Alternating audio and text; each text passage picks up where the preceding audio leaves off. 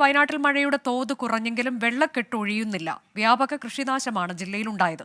പ്രശ്നബാധിത പ്രദേശങ്ങളിലും ദുരിതാശ്വാസ ക്യാമ്പുകളിലും മന്ത്രിമാരായ എ.കെ. ശശീന്ദ്രനും ഒ.ആർ. കേളുവും സന്ദർശനം നടത്തി.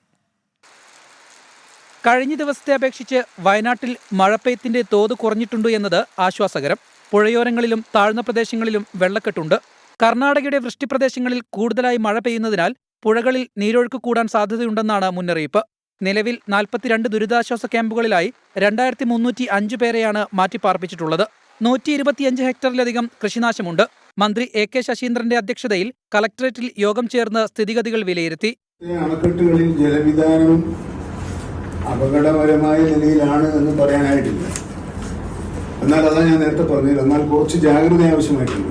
നമുക്കിവിടെ മഴ കുറഞ്ഞാലും കർണാടക വനത്തിൽ മഴ പെയ്താൽ നീരൊഴുക്ക് ശക്തിപ്പെടാൻ ഇടയുണ്ട് എന്ന് മനസ്സിലാക്കി അതിനുള്ള ജാഗ്രത നമ്മൾ പാലിക്കണം.